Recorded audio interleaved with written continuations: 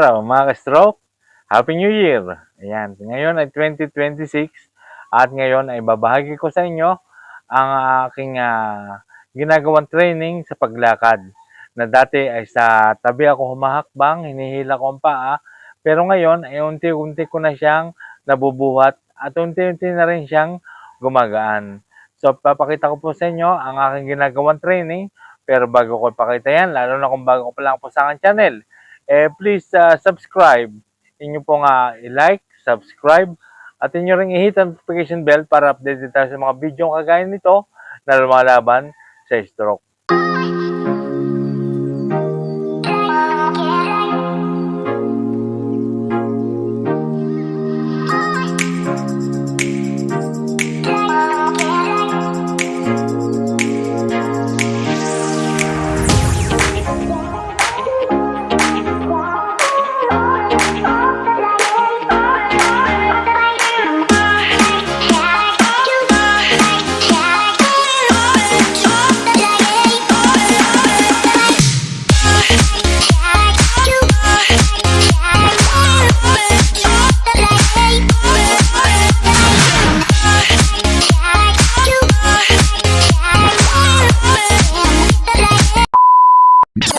So, bago po tayo mag-umpisa ng paglakad, ay siyempre, meron po tayong mga ginagawang warm-up dyan para bago tayo lumakad. Kagaya ng tayo upo, ayan, kailangan may upuan, tapos dandahang na upo para mabanat ang litid ng alak-alakan at saka ng tuhod. Ganyan po. Gawin natin yan ng 10 repetition na 3 sets.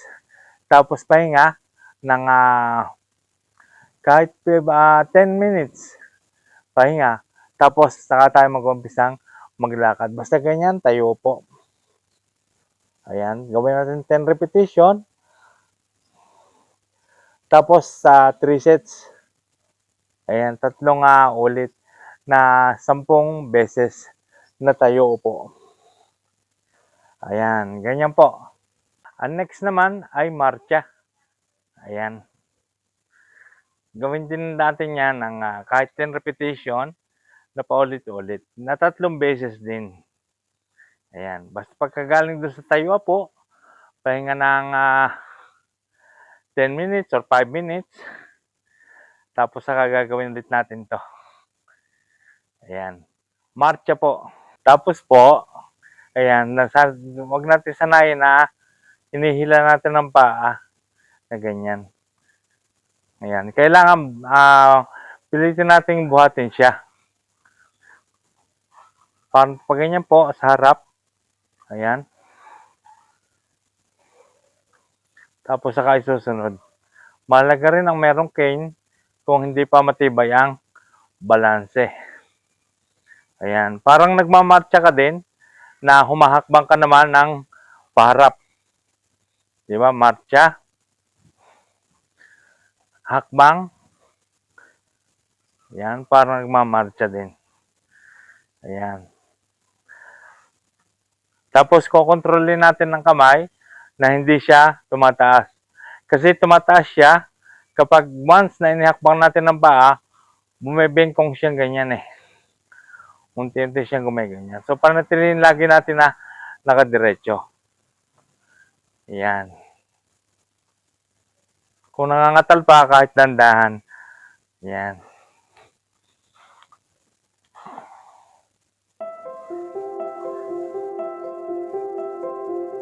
Kailangan na isisway din ang ating tinamaan ng stroke. Yan, ganyan.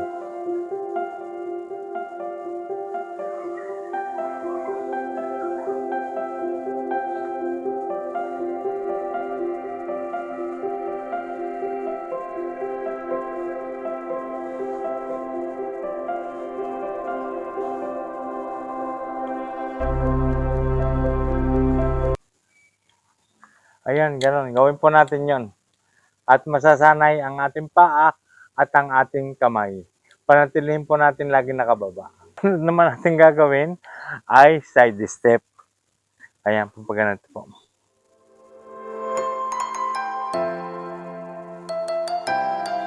Tapos balik.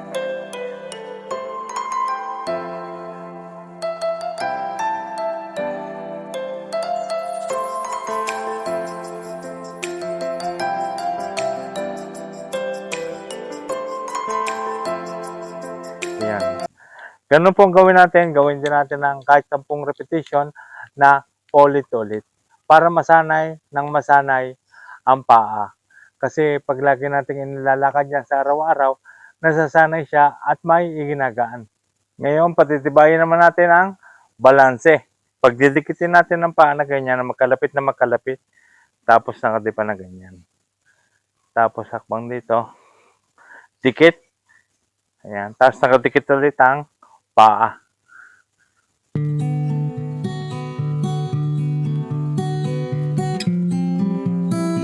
Ayan, ulit-ulit din natin gawin yan para tumibay ang ating balanse at hindi tayo basta-basta matutumba pag naglalakad. So, gawin natin maglakad ng walang tungkod.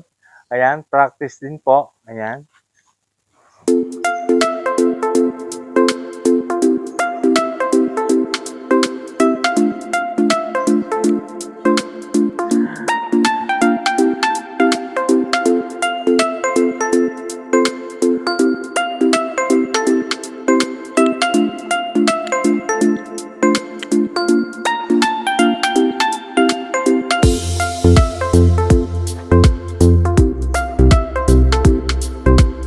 So mga ka-stroke, yung pinakita ko pong training ng para matibay ang paglalakad at para matibay din ang balanse ay gawin natin yan sa araw-araw at may igagaan ng ating paa at masasanay ang ating paa sa paglakad.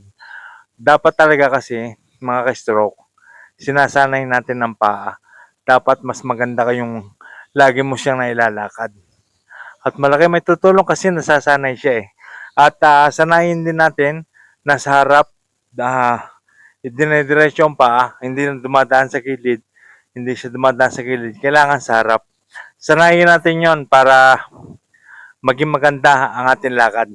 Ganun po kasi ang ginagawa kong training noon, kasi dati, hinihila ko po ang aking paa. Halos ilang taon din kung hinihila ang aking paa.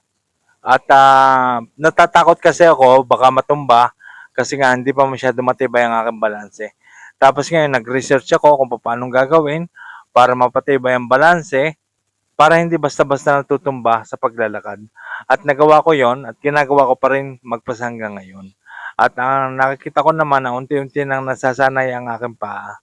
At kung medyo may katal pa naman ang ating mga affected na paa, ay pwede po siya natin lagyan ng weights na pabigat para malaki rin po may tutulong noon para mabawasan ang katal.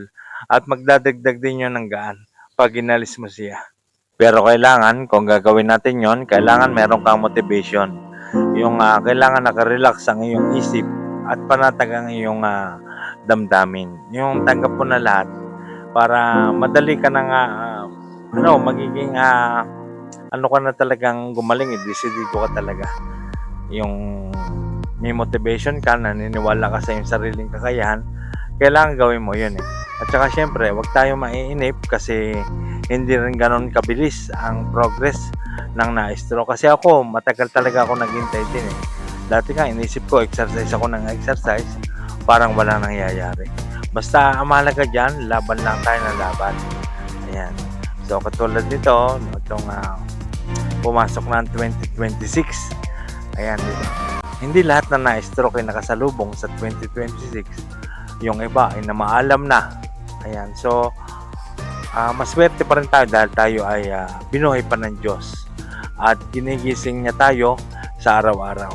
At yan ay dapat nating ipagpasalamat sa Kanya dahil tayo ay binigyan pa ng second chance ng buhay. Ayan, at tayo ay dapat bigyan din natin ng kabuluhan ang ating pangalawang pagkakataon. So, dapat lumaban tayo, kailangan may motivation, gawin natin ang gawin. At ang mahalaga dyan ay ang makasabay ka na sa normal na pamumuhay. So, gawin po natin ang gawin yon. Huwag tayong susuko. Kasi ang paggaling ay posible. Dahil nangyari sa akin, bagamat hindi siya 100% ako nakabalik sa dati, ay at least nakakasabay ako sa normal na pamumuhay at ako'y nakakapaghanap buhay din. Nakabalik din ako. So, yan dahil sa aking motivation at paniniwala ko rin sa aking sariling kakayahan. So, wag na tayong manghinayang sa mga nawala sa atin at babalik yan ng mas higit pa. Basta tinutulungan tayo ng Diyos, tulungan mo rin ang iyong sarili. Ayan. So, Happy New Year po mga ka-stroke and God bless. At tatandaan natin, tayong lahat ay lalakas, gagaling, at titigas. Ayan. Balibaliktad na. So, mangyayari po yan. God bless.